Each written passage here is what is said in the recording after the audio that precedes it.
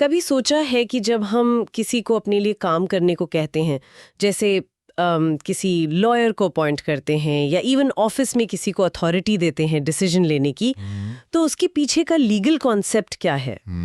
इसी कॉन्सेप्ट को एजेंसी कहते हैं, है ना? आज इस पे थोड़ी बात करते हैं। हाँ बिल्कुल। और ये जो पूरा डिस्कशन है ये इंडियन कॉन्ट्रैक्ट एक्ट 1872 के सेक्शंस 182 से 238 पर बेस्ड है। अच्छा। तो हम देखेंगे कि एजेंसी आखिर है क्या, एजेंट कौन है, प्रिंसिपल कौन है, फिर एजेंसी का टेस्ट क्या होता है और कौन एजेंट बन सकता है या अपॉइंट कर सकता है। काफी कुछ है इसमें। ग्रेट, चलिए शुरू करते हैं। तो सबसे पहले एक्ट में एजेंसी वर्ड को शायद डिफाइन नहीं किया गया है। नहीं, डिफाइन नहीं किया है, लेकिन सेक्शन 182 एजेंट और प्रिंसिपल को जरूर डिफाइन करता है। ओके। बेसिकली एजेंट वो पर्सन है जिसे एम्प्लॉय किया गया है किसी दूसरे के लिए काम करने को, या फिर थर्ड पर्सन के साथ डीलिंग्स में उस दूसरे को रिप्रेजेंट करने को। और प्रिंसिपल? प्रिंसिपल वो पर्सन है जिसके लिए वो काम किया जा रहा है या जिसको रिप्रेजेंट किया जा रहा है। सिंपल। ठीक है। यहाँ सबसे फैसिनेटिंग चीज ये है कि एजेंट प्रिंसिपल को थर्ड पार्टीज के साथ लीगल रिलेशन में लाता है। यानी एजेंट के पास वो कैपेसिटी है कि वो प्रिंसिपल को लीगली बाइंड कर सके। अच्छा। बाइंड कर सके। हाँ। इसीलिए ये रिलेशनशिप जो है ना, ये ट्रस्ट और कॉन्फिडेंस का माना जाता है। एजेंट से एक्सपेक्ट किया जाता है कि वो केपेबल हो और कॉन्शियस तरीके से काम करे, जिम्मेदारी से। समझ गई। तो कैसे पता चलता है कि एजेंसी रिलेशनशिप है भी या नहीं? कोई टेस्ट वगैरह है इसका? हाँ बिल्कुल। 2 मेन टेस्ट हैं। पहला टेस्ट ये है कि क्या वो पर्सन प्रिंसिपल को अपने एक्ट से बाइंड कर सकता है, मतलब थर्ड पार्टी के लिए प्रिंसिपल को आंसरेबल बना सकता है। ओके, पहला टेस्ट। और दूसरा, क्या वो प्रिंसिपल और थर्ड पार्टी के बीच एक डायरेक्ट कॉन्ट्रैक्चुअल लिंक, जिसको हम प्रिविटी ऑफ कॉन्ट्रैक्ट कहते हैं, वो इस्टेब्लिश कर सकता है। Privity of contract? हाँ, अगर इन दोनों सवालों का जवाब हाँ है तो मान लीजिए कि एजेंसी एग्जिस्ट करती है। ओके, तो इसका मतलब प्रिंसिपल और थर्ड पार्टी एक दूसरे पर सीधे लीगल एक्शन ले सकते हैं। एग्जैक्टली। ये पूरा कॉन्सेप्ट एक लीगल मैक्सिम पर बेस्ड है, कोई फासिट पर एलियम फासिट पर से। अच्छा, ये क्या है? इसका मतलब है कि जो काम आप अपने एजेंट के थ्रू करते हैं वो लीगली ऐसा माना जाता है जैसे आपने खुद किया है। ओह, इंटरेस्टिंग। क्वी फासिट पर एलियम फासिट पर से, समझ गई। अब यहाँ एक सवाल आता है, एजेंट अपॉइंट कौन कर सकता है? कोई भी? नहीं, यहाँ एक्ट काफी स्पेसिफिक है। सेक्शन 183 कहता है कि एजेंट अपॉइंट करने के लिए प्रिंसिपल का मेजॉरिटी एज का होना जरूरी है। मेजॉरिटी एज यानी 18+? हाँ, और साउंड माइंड का होना चाहिए। साउंड माइंड मतलब उस वक्त जब वो एजेंट अपॉइंट कर रहा है उसको समझ होनी चाहिए कि वो क्या कर रहा है और उसके कॉन्सिक्वेंसेस क्या होंगे। तो एक माइनर या अनसाउंड माइंड का पर्सन एजेंट अपॉइंट नहीं कर सकता। ओके, तो प्रिंसिपल के लिए ये कंडीशंस है, मेजर होना और साउंड माइंड का होना। लेकिन एजेंट कौन बन सकता है? क्या एजेंट के लिए भी यही रूल्स है? यहाँ थोड़ा अलग है। एक्चुअली सेक्शन 184 कहता है कि एजेंट कोई भी बन सकता है। कोई भी? मतलब? हाँ, एक माइनर भी एजेंट बन सकता है या कोई अनसाउंड माइंड का पर्सन भी एजेंट बन सकता है। और अगर ऐसा एजेंट कोई काम करता है तो प्रिंसिपल उनके एक्ट से बाउंड होगा। क्या? एक मिनट, अगर प्रिंसिपल ने एक माइनर को एजेंट बनाया और उस माइनर ने कुछ, कह लीजिए, गलती कर दी इंस्ट्रक्शंस फॉलो करने में, तो प्रिंसिपल रिस्पॉन्सिबल होगा? हाँ बिल्कुल, प्रिंसिपल बाउंड होगा। इसका एक अच्छा एग्जाम्पल सोर्स में दिया गया है। ओके। मान लीजिए पी ने क्यू, जो कि एक माइनर है, उसको कहा कि मेरी कार 2.5 लाख रुपए से कम में मत बेचना। लेकिन क्यू ने वो कार 2 लाख रुपए में बेच दी। ओहो। अब पी इस सेल से लीगली बाउंड है, उसे कार देनी पड़ेगी 2 लाख रुपए में। लेकिन पी का तो नुकसान हो गया। हाँ, नुकसान हुआ, लेकिन पी उस लॉस के लिए क्यू से कॉम्पेंसेशन नहीं मांग सकता। क्यों नहीं? क्योंकि क्यू माइनर है और माइनर के साथ किया गया कॉन्ट्रैक्ट वॉइड होता है, लीगली इन्फोर्सेबल नहीं होता। तो प्रिंसिपल उस माइनर एजेंट पर केस नहीं कर सकता कॉम्पेंसेशन के लिए। ओह वाओ, ये तो मतलब काफी रिस्की सिचुएशन है प्रिंसिपल के लिए। बिल्कुल बिल्कुल। इसीलिए प्रैक्टिकल एडवाइस हमेशा यही होती है कि माइनर या अनसाउंड माइंड के पर्सन को एजेंट अपॉइंट करने से बचना चाहिए। अगर वो कोई मिसकंडक्ट करते हैं या नेग्लिजेंस दिखाते हैं तो प्रिंसिपल उनके अगेंस्ट कोई इफेक्टिव लीगल एक्शन नहीं ले पाएगा। ये बहुत इंपॉर्टेंट पॉइंट है। अच्छा, एक और चीज, नॉर्मल कॉन्ट्रैक्ट्स में तो कंसिडरेशन होता है, मतलब कुछ एक्सचेंज ऑफ वैल्यू। क्या एजेंसी क्रिएट करने के लिए भी कंसिडरेशन जरूरी है? ये एक और इंटरेस्टिंग एस्पेक्ट है। सेक्शन 185 साफ कहता है कि एजेंसी क्रिएट करने के लिए कंसिडरेशन की कोई जरूरत नहीं है। सच्ची? कंसिडरेशन नहीं चाहिए? नहीं, एजेंट का सिर्फ उस ऑफिस को, उस रूल को एक्सेप्ट कर लेना ही सफिशिएंट कंसिडरेशन माना जाता है। अच्छा। शायद इसलिए क्योंकि एजेंसी का रिलेशनशिप अक्सर ट्रस्ट और प्रिंसिपल के कन्वीनियंस पर बेस्ड होता है। जरूरी नहीं कि हमेशा मॉनेटरी पेमेंट हो। ठीक है, तो चलिए इसको थोड़ा रैप अप करते हैं। आज हमने बेसिकली एजेंसी के कॉन्सेप्ट को समझा जो इंडियन कॉन्ट्रैक्ट एक्ट में है। हाँ, ये एक इम्पॉर्टेंट लीगल रिलेशनशिप है जहां एक पर्सन यानी एजेंट दूसरे के लिए प्रिंसिपल के लिए काम करता है और उसको लीगली बाउंड कर सकता है। बिल्कुल। हमने देखा कि एजेंट और प्रिंसिपल कौन है, एजेंसी के टेस्ट्स क्या हैं। राइट, वो 2 टेस्ट्स। हाँ, और कौन एजेंट अपॉइंट कर सकता है, यानी मेजर और साउंड माइंड होना चाहिए। और कौन एजेंट बन सकता है, टेक्निकली कोई भी, लेकिन उसमें रिस्क्स हैं अगर माइनर या अनसाउंड माइंड का हो। और ये भी कि एजेंसी के लिए कंसिडरेशन जरूरी नहीं है। करेक्ट। ये की टेकअवेज हैं। एजेंट प्रिंसिपल को बाइंड कर सकता है, कोई भी एजेंट बन सकता है, लेकिन रिस्क्स याद रखें, प्रिंसिपल का मेजर और साउंड माइंड होना जरूरी है अपॉइंट करने के लिए। और कंसिडरेशन इज नॉट नेसेसरी। तो इस सब का मतलब ये हुआ कि ये अंडरस्टैंडिंग काफी इंपॉर्टेंट है, न सिर्फ बिजनेस डीलिंग्स में बल्कि डे टू डे लाइफ में भी, जब हम किसी और को अपने बिहाफ पर एक्ट करने को कहते हैं। बिल्कुल सही। अथॉरिटी देते वक्त ये सब ध्यान में रखना चाहिए। और इससे जुड़ा एक सवाल लिसनर्स के मन में आ सकता है। क्या? कि अगर एजेंट कॉम्पिटेंट है, मतलब माइनर नहीं है, अनसाउंड माइंड नहीं है, लेकिन फिर भी वो प्रिंसिपल के इंस्ट्रक्शंस फॉलो नहीं करता, तब क्या कॉन्सिक्वेंसेस होते हैं? हाँ, ये अच्छा सवाल है। हाँ, ये फिर एजेंट की ड्यूटीज और लायबिलिटीज का एरिया आ जाता है, जो शायद हम किसी और दिन डिस्कस कर सकते हैं। वो अपने आप में काफी डिटेल टॉपिक है। नमस्ते, आज हम एक काफी इंटरेस्टिंग लीगल कॉन्सेप्ट पे बात कर रहे हैं, एजेंसी।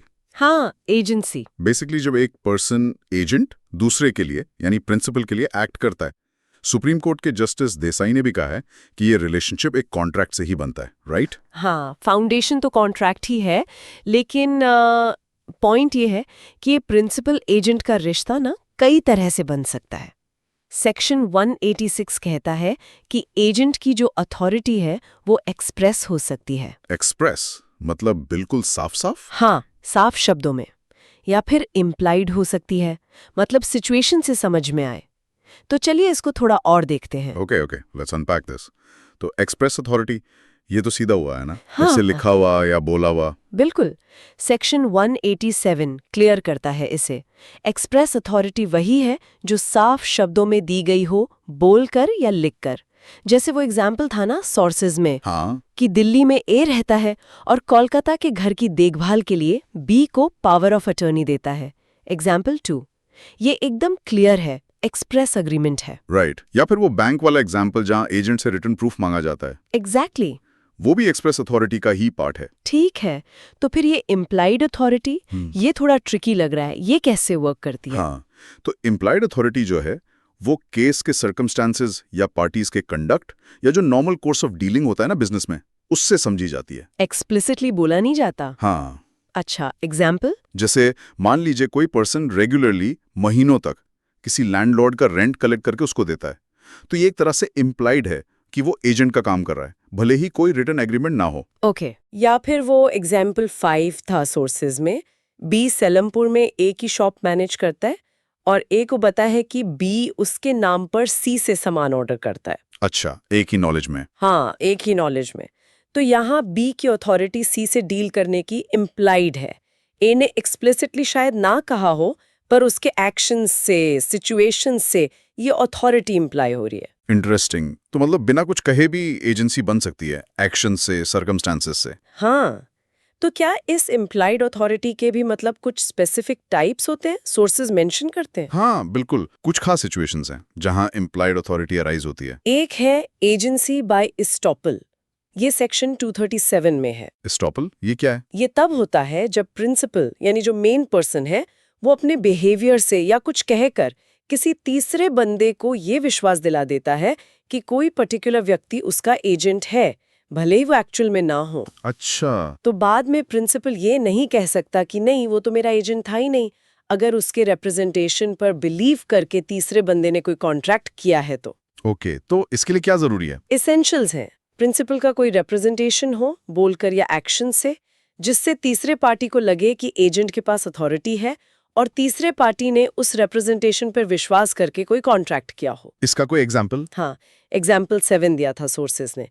प्याल ने कई महीनों तक सुनील को इजाजत दी कि वो प्रसाद से क्रेडिट पर सामान खरीदे प्याल के अकाउंट पर, और प्याल पेमेंट भी करता रहा। ठीक है।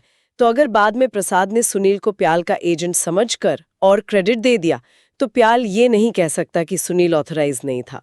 उसके पहले के कंडक्ट ने एक रिप्रेजेंटेशन क्रिएट कर दिया। Got it. मतलब आपके एक्शंस की वजह से अगर किसी को गलतफहमी हुई है कि कोई आपका एजेंट है, तो आप जिम्मेदार हो सकते हैं। बिल्कुल। ये तो बिजनेसेस को काफी ध्यान रखना पड़ेगा इसका। बिल्कुल। फिर एक और टाइप है एजेंसी बाय नेसेसिटी। नेसेसिटी, जरूरत में। हाँ, ये इमरजेंसी सिचुएशंस में आती है, जब एजेंट को प्रिंसिपल को किसी बड़े नुकसान से बचाने के लिए अपनी नॉर्मल अथॉरिटी से ज्यादा काम करना पड़ जाए। अच्छा, जैसे? एग्जाम्पल 8 याद है? राजा कनाडा में है, उसके फार्म पर आग लग जाती है। केयर टेकर है श्याम। अब श्याम प्रॉपर्टी बचाने के लिए जो भी जरूरी कदम उठाता है, वो एजेंट ऑफ नेसेसिटी बन जाता है उस सिचुएशन में, और राजा उन सब खर्चों के लिए लायबल होगा जो श्याम ने प्रॉपर्टी बचाने के लिए किए। Wow, okay. और तीसरा है agency bye operation of law. यहाँ लॉ ही किसी को एजेंट मान लेता है। जैसे पार्टनरशिप फर्म में हर पार्टनर बाकी पार्टनर्स का और फर्म का एजेंट होता है बिजनेस के लिए।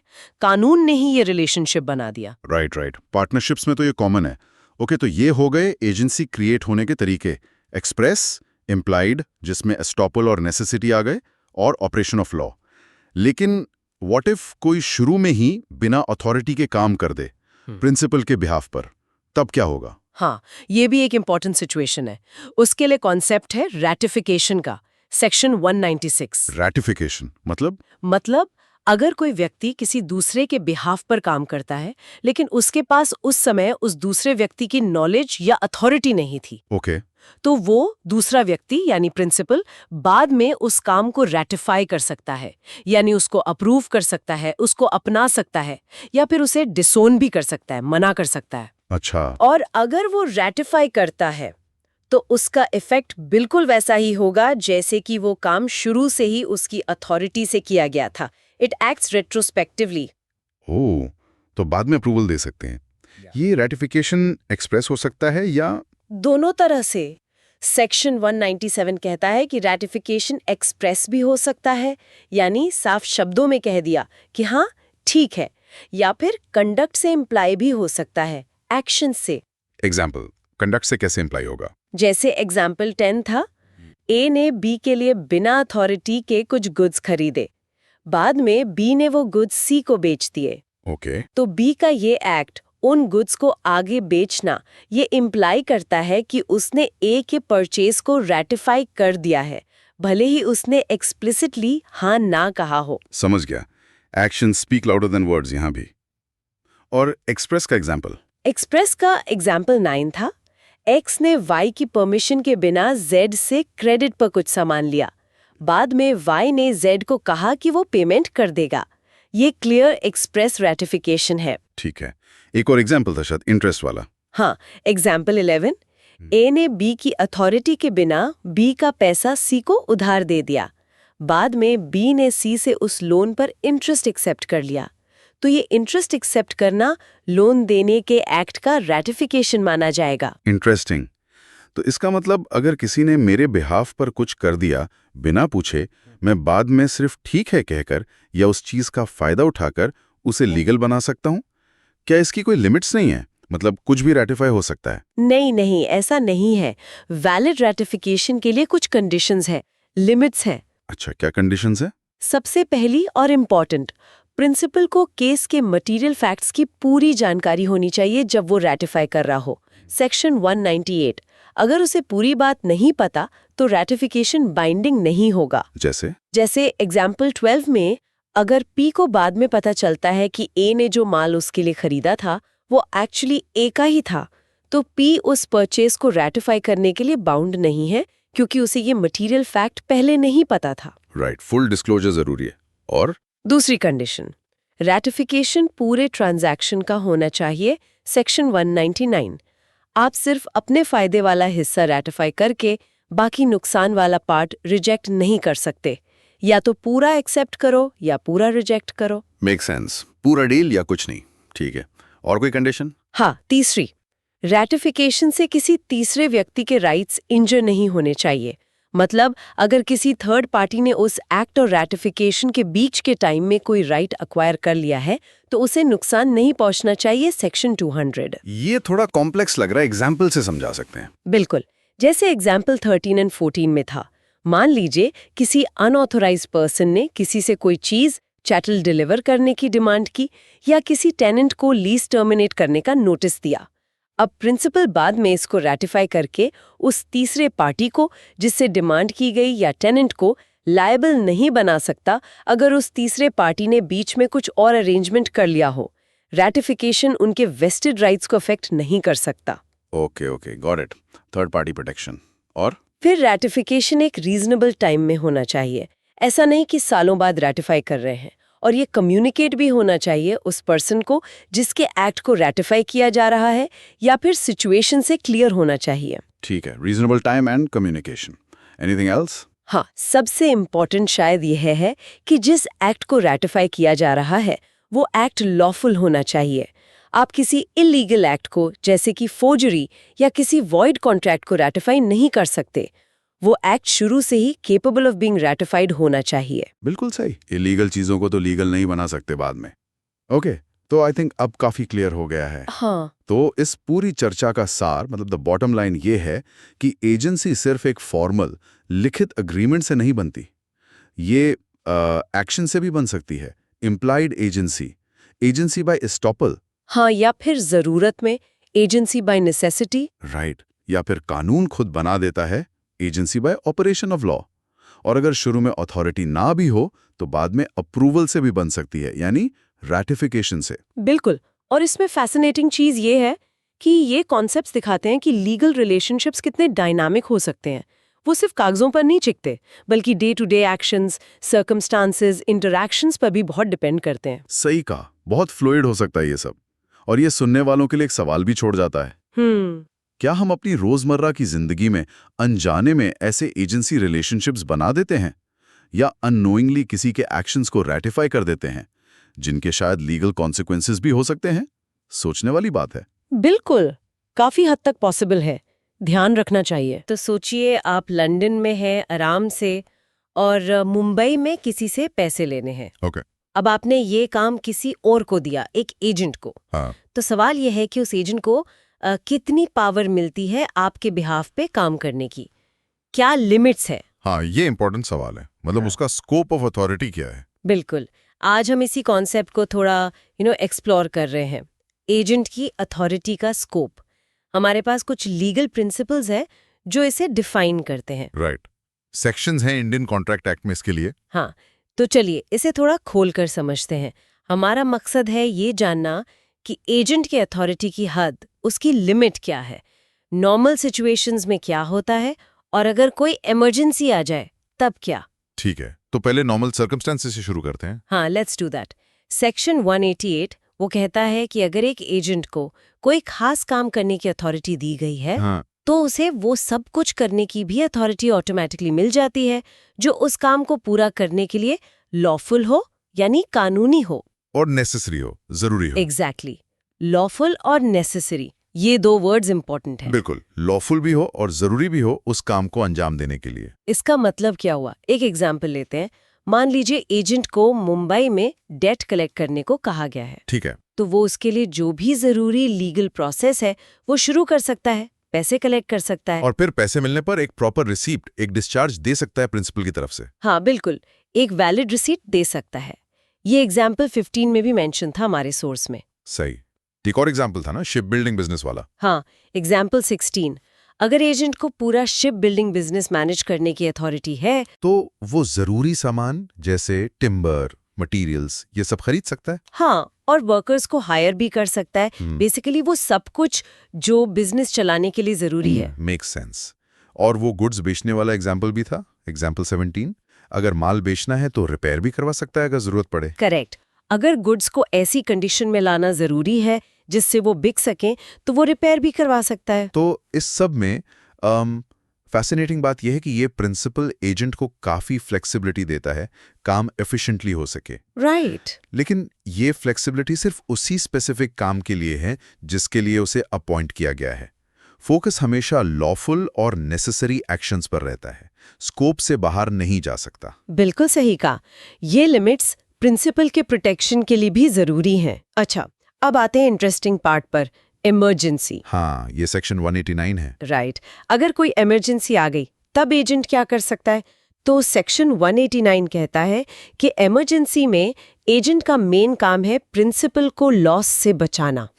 और ऐसा करने के लिए वो सब कुछ कर सकता है जो एक पर्सन ऑफ ऑर्डिनरी प्रूडेंस यानी एक आम समझदार इंसान अपने खुद के केस में करता अगर वैसी ही सिचुएशन होती। बेसिकली कॉमन सेंस यूज करके प्रिंसिपल के बेस्ट इंटरेस्ट में एक्ट करना है। हाँ, जैसे सोर्स का एग्जाम्पल 18 ले। ए ने बी को श्रीनगर में कुछ पेरिशेबल माल भेजा, जल्दी खराब होने वाला, और वो जाना था तमन्नुटू। ठीक है। अब बी को लगता है कि भाई ये माल तो तमन्नुटू पहुंचने से पहले ही सड़ जाएगा, तो नुकसान हो जाएगा प्रिंसिपल का। हाँ, तो बी प्रिंसिपल ए के नुकसान को कम करने के लिए उस माल को श्रीनगर में ही बेच सकता है। ये इमरजेंसी एक्शन हुआ। हाँ, लेकिन ये जो इमरजेंसी पावर्स हैं ये ऐसे ही नहीं यूज कर सकते। इसके लिए कुछ स्ट्रिक्ट कंडीशंस हैं। ये इंपॉर्टेंट पॉइंट है। ऐसा नहीं कि हर छोटी प्रॉब्लम को इमरजेंसी बोल दिया। अच्छा, क्या कंडीशंस हैं? हाँ, देखिए, कुछ कंडीशंस हैं। पहला, एजेंट प्रिंसिपल से कांटेक्ट ना कर पाए, मतलब कम्युनिकेशन पॉसिबल ना हो, या इतना अर्जेंट हो कि इंस्ट्रक्शंस लेने का टाइम ना हो। Okay, communication gap. दूसरा, काम करने की एक्चुअल कमर्शियल नेसेसिटी हो, मतलब वाकई में जरूरत हो एक्शन लेने की, बिजनेस के पॉइंट ऑफ व्यू से। रियल नीड होनी चाहिए। ठीक है। तीसरा, एजेंट ने बोनाफाइड एक्ट किया हो, यानी ईमानदारी से, नेक नियति से, सिर्फ प्रिंसिपल के फायदे के लिए, अपने पर्सनल बेनिफिट के लिए नहीं। गॉट इट, गुड फेथ में। चौथा, एजेंट ने जो तरीका अपनाया वो उस सिचुएशन में सबसे रीजनेबल और प्रैक्टिकल हो, मतलब सबसे सही और प्रैक्टिकल सॉल्यूशन हो। Okay, reasonable course of action. और पांचवा, एजेंट के पास प्रिंसिपल का वो माल, वो गुड्स होने चाहिए जिसका कॉन्ट्रैक्ट है, उसके पोजीशन में, उसके कंट्रोल में होने चाहिए। अच्छा, पोजेशन भी जरूरी है। हाँ, तो ये सारी कंडीशंस जब पूरी होंगी तभी एजेंट इमरजेंसी पावर्स यूज कर सकता है। इससे बड़ा पर्सपेक्टिव ये मिलता है कि इमरजेंसी पावर्स एजेंट को जिम्मेदारी देती हैं, लेकिन बहुत केयरफुली। हाँ, ये प्रिंसिपल के इंटरेस्ट को प्रोटेक्ट करने का मैकेनिज्म है। बिल्कुल, ये फ्लेक्सिबिलिटी और प्रोटेक्शन के बीच एक बैलेंस क्रिएट करता है। एजेंट को पावर मिलती है जरूरत में, लेकिन उसका मिसयूज ना हो। तो अगर हम इस पूरी डिस्कशन को सम अप करें, हमने देखा कि एजेंट की अथॉरिटी जो है वो डिफाइंड रूल्स पर चलती है। हाँ, नॉर्मल काम के लिए स्कोप लॉफुल और नेसेसरी एक्शंस तक लिमिटेड है, जो उस स्पेसिफिक काम के लिए जरूरी हैं। राइट। और इमरजेंसी में स्कोप थोड़ा बढ़ जाता है। एजेंट प्रिंसिपल के लॉस को बचाने के लिए प्रूडेंस यानी समझदारी से काम कर सकता है। बिल्कुल सही। और ये इमरजेंसी पावर्स भी, जैसा हमने डिस्कस किया, सिर्फ तभी वैलिड हैं जब वो स्ट्रिक्ट कंडीशंस मीट होती हैं। तो पूरा सिस्टम एजेंट को काम करने की आजादी भी लेता है और प्रिंसिपल के इंटरेस्ट को भी सेफगार्ड करता है। परफेक्ट सेंस बनाता है। अब इस सबसे एक सवाल जरूर दिमाग में आता है, जिस पर लिसनर्स भी सोच सकते हैं। आज का जमाना देखिए, इंस्टेंट कम्युनिकेशन का है। Phone, email, WhatsApp, video calls, सब कुछ है। हाँ, ट्रू। तो सेक्शन 89 की वो कंडीशन कि प्रिंसिपल से कांटेक्ट ना हो पाए, ये आज कितनी रेलेवेंट है? क्या टेक्नोलॉजी ने इस इमरजेंसी की डेफिनेशन को या इसकी इंटरप्रिटेशन को बदल दिया है? वाओ, ये तो बहुत इंटरेस्टिंग पॉइंट है। मतलब आजकल ऐसी सिचुएशन आना कि आप प्रिंसिपल से बिल्कुल ही कांटेक्ट ना कर पाए, शायद काफी रेयर हो गया है पहले के मुकाबले। एग्जैक्टली। तो इसका इम्पैक्ट क्या पड़ता है एजेंट की इमरजेंसी पावर्स पर? इस पर जरूर सोचा जा सकता है। नमस्कार, आज हम एजेंसी के कॉन्सेप्ट में थोड़ा और अंदर चलते हैं। मतलब सोचिए, एक प्रिंसिपल है, वो अपना काम किसी एजेंट को देता है। सिंपल है। हाँ। पर क्या हो अगर उस एजेंट को भी मदद चाहिए? क्या वो अपनी अथॉरिटी, अपना काम आगे किसी और को दे सकता है? ये एक बहुत कॉमन सवाल है। हाँ, तो चलिए इसी पर बात करते हैं।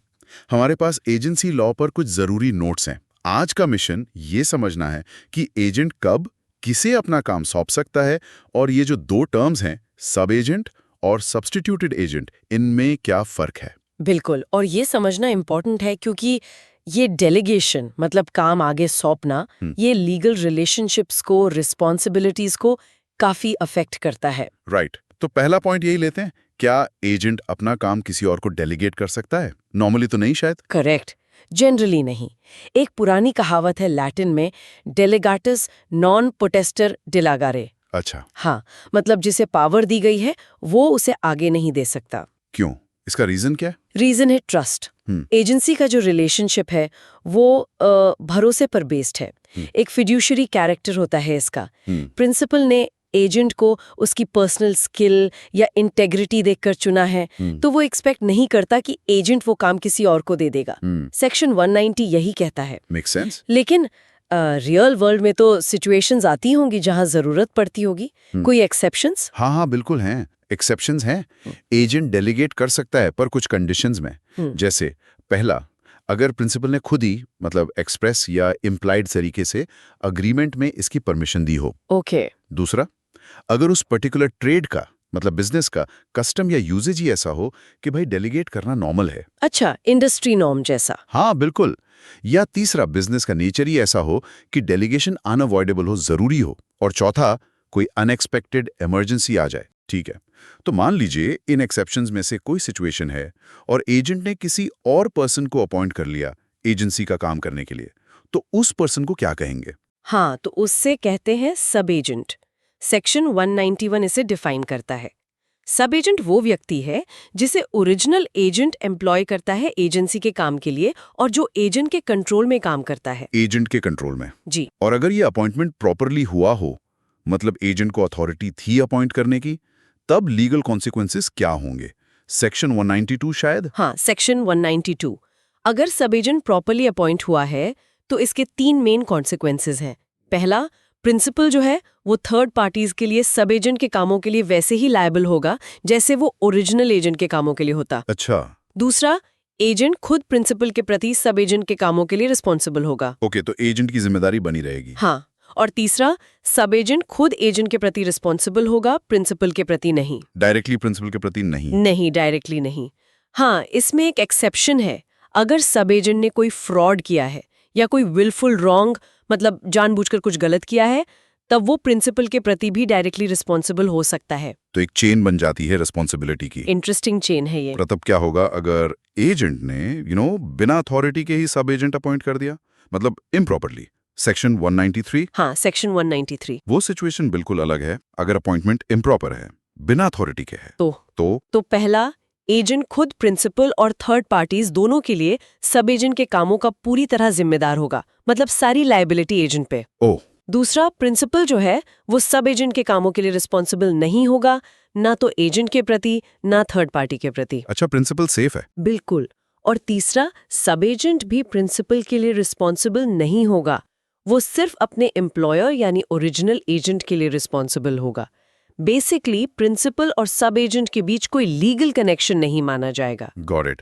ये तो हुआ सब एजेंट, साफ है। लेकिन एक और टर्म है जो कंफ्यूज कर सकता है, सब्स्टिट्यूटेड एजेंट। ये क्या चीज है? ये सब एजेंट से अलग कैसे है? हाँ, ये बहुत इंपॉर्टेंट पॉइंट है। सब्स्टिट्यूटेड एजेंट जो सेक्शन 194 में है, वो सब एजेंट बिल्कुल नहीं है। ये वो पर्सन है जिसे एजेंट चुनता तो है, हाँ। लेकिन प्रिंसिपल की एक्सप्रेस या इम्प्लाइड अथॉरिटी पर चुनता है और वो सीधे प्रिंसिपल के लिए काम करता है। वो ओरिजिनल एजेंट का एजेंट नहीं होता, वो सीधा प्रिंसिपल का एजेंट माना जाता है। एजेंट का काम बस उसे नॉमिनेट करना या चुनना होता है। अच्छा, तो एजेंट बस उसे ढूंढ रहा है प्रिंसिपल के लिए। कोई एग्जाम्पल है इसका? हाँ, बिल्कुल।